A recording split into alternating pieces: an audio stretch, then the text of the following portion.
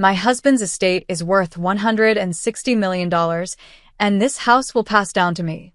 We don't have any kids, so everything will be mine." My sister-in-law spoke with an air of confidence, as if she was already planning her future. "My name is Zinnia, I'm 44 years old, and I work part-time. My husband and I have 2 sons, one in his senior year and the other a sophomore in high school. My oldest is preparing for his college entrance exams this year. He's always dreamed of becoming a lawyer and has been working really hard to make it happen.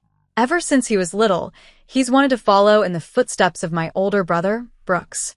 My brother is a lawyer, and a few years ago, he started his own law firm, even hiring a few other lawyers to work for him. My son admired my brother's success from a young age and always loved to study, getting great grades all throughout school. When my brother found out about my son's dream of becoming a lawyer, he was thrilled and encouraged him. Every time they met, my son would say, "I'm going to be a lawyer just like you, Uncle." My brother would laugh and reply, "Well, hurry up and join me in the firm." Even though my brother didn't have any kids of his own, he loved playing with my sons whenever he visited. He would spoil them, too. My brother's wife was 10 years younger than him, and though I didn't know her well, she seemed like a bit of a difficult person. She rarely visited our home, and we never really spoke much. My brother and I lost our parents when we were young, so when I got married, my brother stepped in to act as a parent. He got married shortly after me, and we were happy to see him with someone. But when I first met his fiancée, I was surprised. She had such a sour expression on her face. We were expecting her to be smiling and excited, but instead, she seemed unhappy. In front of them, I told them they made a great couple, but once we got home, I shared my true thoughts with my husband. I was curious why she seemed so upset. My husband agreed with me, saying she didn't seem like a very cheerful bride. But what can we do? A little before their wedding, my brother bought a beautiful house. My husband and I took our kids to visit and celebrate. The house was stunning, just as I expected from my successful brother. He owned a law firm after all. But once again, my sister-in-law was nowhere to be seen. My husband, trying to lighten the mood, joked, "Has your wife already left you?" But my brother's face turned serious, and that made us both a little uncomfortable. My brother explained that whenever something came up, his wife would go back to her parents' house. That day was her mother's birthday, so she was staying with her family. My husband, realizing his joke had fallen flat, felt a bit awkward. Then, out of nowhere, my brother asked, "If I can't have kids of my own, would you let me adopt one of yours?"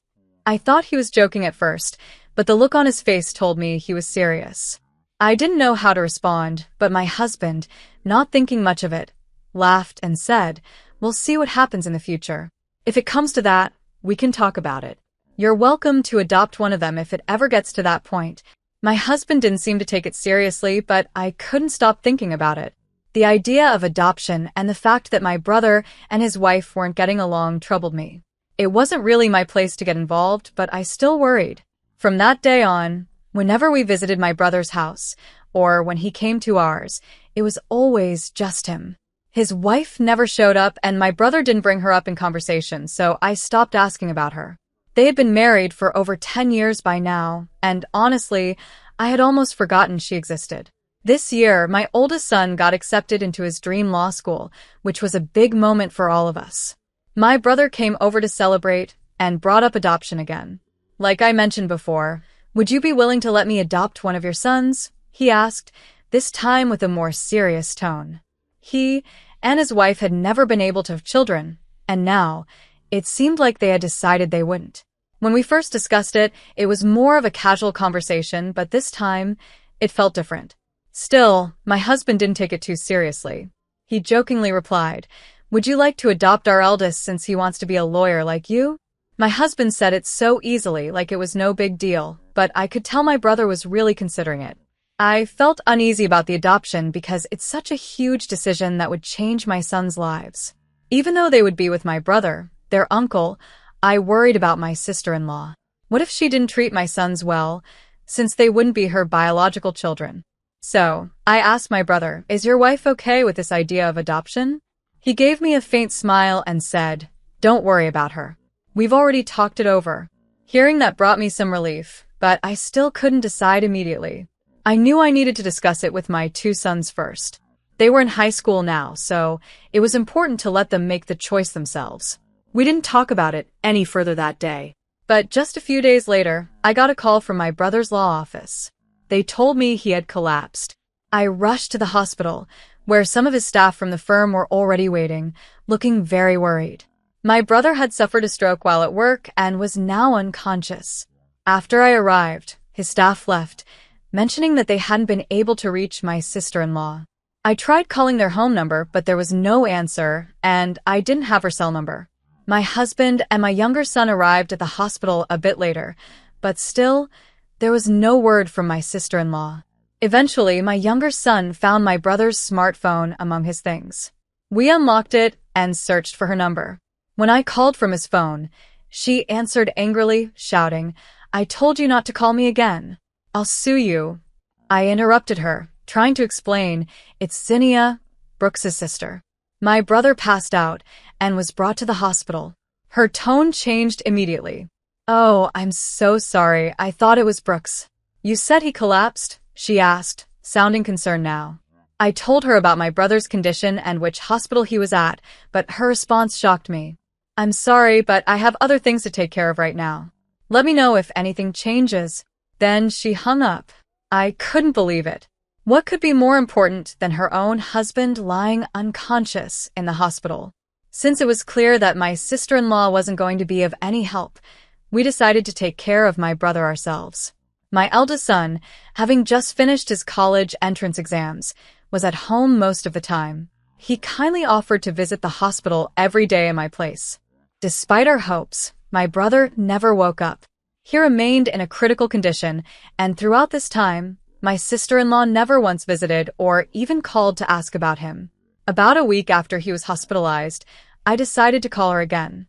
This time, she answered cheerfully, almost too quickly. "What's up? Did he die?" Her words hit me like a punch, but I tried to keep my composure. "No, he's still alive. Why don't you come visit him at the hospitals?" I asked calmly. She snapped back, her voice filled with irritation. "I'm not a doctor or a miracle worker. What good would it do for me to go?"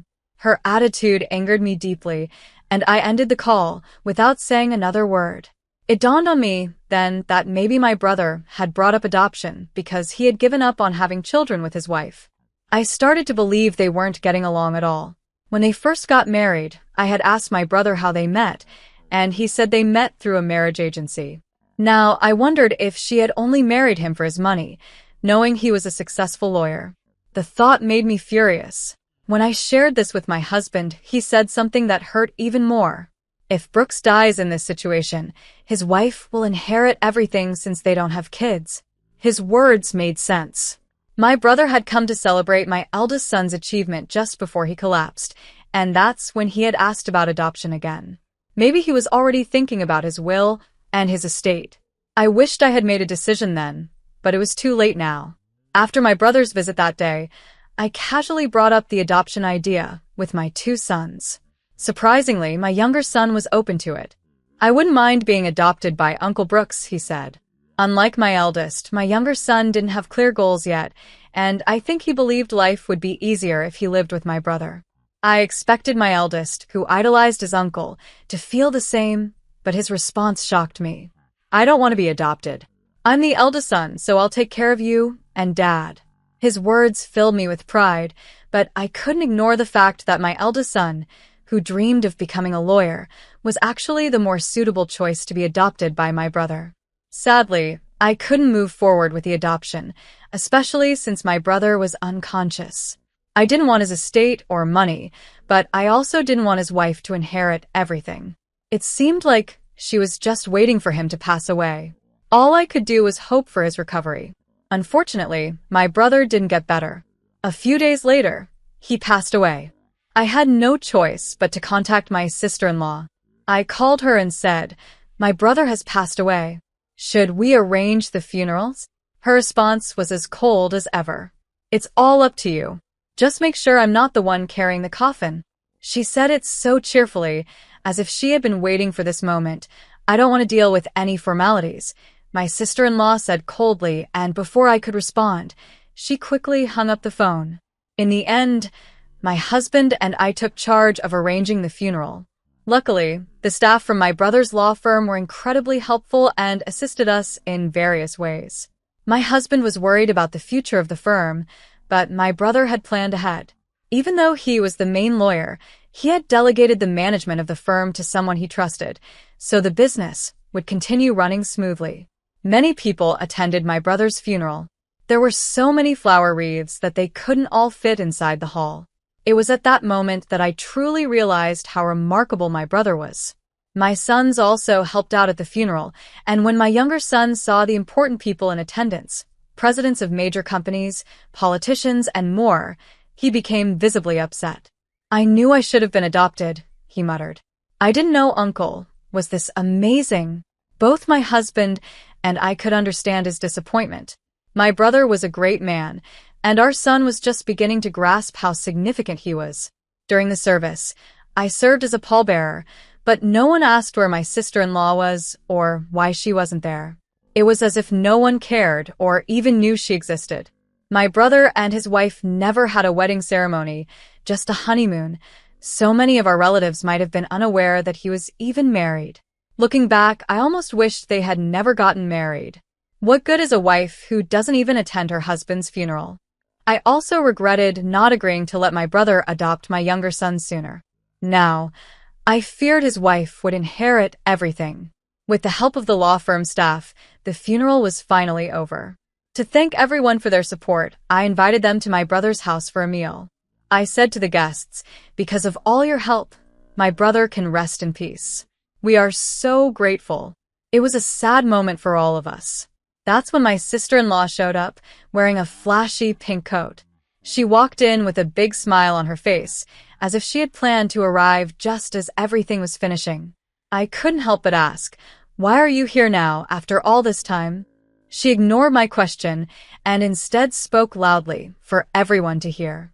My husband's $160 million estate, along with this house, will be passed down to me, his wife. We don't have any children, so everything belongs to me. There was something about the way she said it, so triumphantly, that made the law firm staff standing nearby start laughing. We all turned to look at them, confused as to why they found her statement funny. My sister-in-law glared at them and yelled, "What exactly are you laughing at? How rude!" One of the lawyers, still smirking, responded, "We all know that you and Brooks were officially divorced. We saw the results of the settlement the day before he collapsed." I was stunned. "Divorced?" I exclaimed, turning to look at my sister-in-law.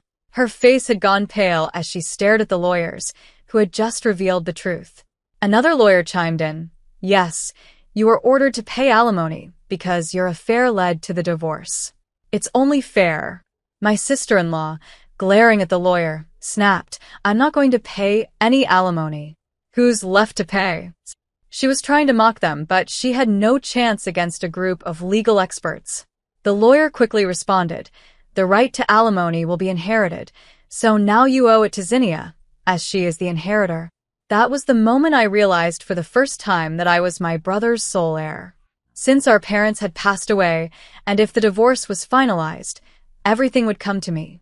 My sister-in-law seemed to realize this too, and she looked at me with a horrified expression. I instinctively took a step back, feeling unsettled by her reaction. But despite this realization, she still wasn't ready to give up. She started shouting again, "Don't I get half of the estate now that the divorce is settled?" One of the lawyers, looking exasperated, answered her calmly, "Didn't Brooks give you a large sum of money when the divorce was finalized? We have the receipt. And by the way, the house was bought before your marriage, so it's not subject to division." I couldn't help but feel a sense of satisfaction watching her be lectured by the lawyers. No matter what she said, they had the facts on their side. After a moment, she seemed to remember something and, with a slight smirk, said, "Well, there's still the life insurance." "I should still be the beneficiary," my sister-in-law declared, her confidence surprising me given that everyone around her seemed to be against her. She boldly claimed that she had changed the beneficiary of Brooks's life insurance to herself. But the lawyer quickly corrected her. Brooks was a careful man. I'm pretty sure he updated it when the divorce was finalized. I decided to check for myself. I searched through my brother's important papers and found the life insurance policy. My sister-in-law noticed and snatched it from me, her impatience clear as she scanned the document for her name. But when she realized the truth, her shoulders dropped in disappointment. She handed the policy back to me, and I saw what she had. I was listed as the beneficiary. Realizing her plan had completely fallen apart, my sister-in-law, in a fit of frustration, finally blurted out what she had been holding in. I married a lawyer because I thought he was rich. Now all I've got is a little bit of money, and on top of that, I have to pay alimony. This is all a huge mistake. One of the lawyers, with a grim look, responded calmly. Brooks said the same thing. He regretted ever seeking advice from that marriage counselor. He always felt he had made a big mistake. My brother had never mentioned this to me, but clearly, he had been more open with his coworkers. Left with no way to defend herself, my sister-in-law rolled her eyes and stormed out of the house. She would still be responsible for paying alimony, but the problem was she didn't have a job. She quickly started looking for work, but she wasn't serious about it and quit soon after. Desperate, she went back to the marriage counseling agency, this time looking for another wealthy man. She needed money fast and thought she could cheat someone out of it through marriage. She found a rich man and manipulated him, asking for financial support before they were even married. But the man quickly saw through her scheme and reported her to the police. She was arrested for marriage fraud. The news came from one of the lawyers at my brother's firm. He admitted that, to be honest, I had never received a penny of alimony from her. When I went to the lawyer to discuss it, he explained that now that she had been arrested, it would be even more difficult to collect any payments in the future. But alimony wasn't what I cared about. I was more interested in seeing her face the consequences of her actions. I believe my brother would have wanted her to be punished for what she had done. I hoped the police would thoroughly investigate all her other crimes and that she would be charged in court as a felon. After unexpectedly inheriting my brother's property, my family and I moved into the house he had left behind. My husband and sons were thrilled. It was a massive upgrade from the apartment we had been living in. My eldest son, inspired more than ever, threw himself into his law studies. Watching the lawyers from my brother's firm argue with my sister-in-law had only fueled his desire to become a lawyer. Although he was never adopted by my brother, I hoped he would carry on his uncle's legacy and become a brilliant lawyer, just like him. Only my second son seemed a bit bitter about how things had turned out. He half-jokingly said, "Honestly, I wish I had been adopted by uncle so I could have inherited everything." Despite his smile, there was a hint of disappointment behind his words.